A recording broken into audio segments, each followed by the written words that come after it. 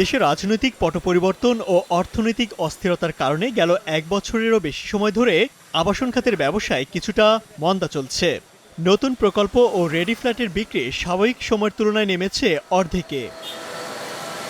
দেশের আবাসন খাতকে চাঙা করতে রাজধানীর আগারগাঁওয়ের চীনমৈত্রী সম্মেলন কেন্দ্রে বুধবার থেকে শুরু হয়েছে 4 দিনের রিহাব ফেয়ার, যেখানে অংশ নিয়েছে 220টি প্রতিষ্ঠান। মেলাতে যারা স্পট বুকিং করবে তাদের জন্য আমরা কিচেন সলিউশন এবং আদার্স কিছু আরও অফার রেখেছি। মধ্যবিত্তদের কথা চিন্তা করে বেশ কিছু প্রজেক্ট আমাদের এসছে, যেমন যদি বলি আরকে মিশন রোডে, চামেলিবাগে। হোম লোন সহ বিভিন্ন অফার নিয়ে মেলায় অংশ নিয়েছে বেশ কিছু আর্থিক প্রতিষ্ঠানও। আর আবাসন কোম্পানিগুলো বড় ধরনের মূল্যছাড়ের পাশাপাশি নানা অফারের পসরা সাজিয়েছে ক্রেতা দর্শনার্থীদের জন্য। স্বপ্নদ্বার আমাদের ফ্ল্যাট অ্যান্ড প্লট দুইটাই আমাদের আছে, প্রোডাক্ট আছে। আপনার অ্যাপার্টমেন্ট প্রকল্প ঢাকা বিভিন্ন লোকেশনে, গুরুত্বপূর্ণ লোকেশনে আমাদের প্রকল্প, আর ল্যান্ড প্রকল্প ঢাকা মাওয়া রোডে। স্কোয়ার ফিটের উপরে একটা ডিসকাউন্ট অফার ঘোষণা করেছি এবং ল্যান্ডও আমাদের একটা আকর্ষণীয় ডিসকাউন্ট এবং গিফট আছে আর কি। একই ছাতার নিচে শত শত ডেভেলপারের তৈরি বিভিন্ন মূল্যের হাজারো ফ্ল্যাট দেখা ও যাচাই বাছাইয়ের সুযোগ হাতছাড়া করতে চান না ক্রেতারাও।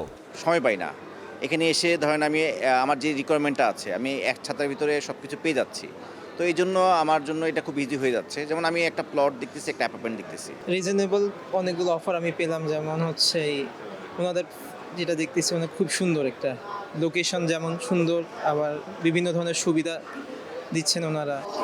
বুধবার সকালে এই আয়োজনের উদ্বোধনী অনুষ্ঠানে বক্তারা বলেন, এই মেলা ক্রেতা ও বিক্রেতাদের মধ্যে সেতুবন্ধন তৈরি করবে। এ সময় রাজুক চেয়ারম্যান ক্রেতাদের আস্থা ধরে রাখার পাশাপাশি সঠিক নিয়ম মেনে সবাইকে ভবন তৈরির তাগিদ দেন। যারা বিল্ডিং তৈরি করেন আর আমরা যারা রাজুক এটা তদারকি করি বা অনুমতি দেই, এই দুইটা পক্ষ যদি এক হয়ে সততার সঙ্গে, দেশপ্রেমের সঙ্গে যদি আমরা এই কাজটি করতে পারি, তাহলে কি মোবাইল কোড লাগবে? আমার বিশ্বাস মোবাইল কোড লাগবে না। এখানে রাজুকেরও দায়বদ্ধতা আছে, আপনাদেরও দায়বদ্ধতা আছে। আমরা আসেন, আমরা একটা সুন্দর শহর নিয়মের মধ্যে গড়ে তুলি, একটা পরিবেশ বান্ধব শহর গড়ে তুলি।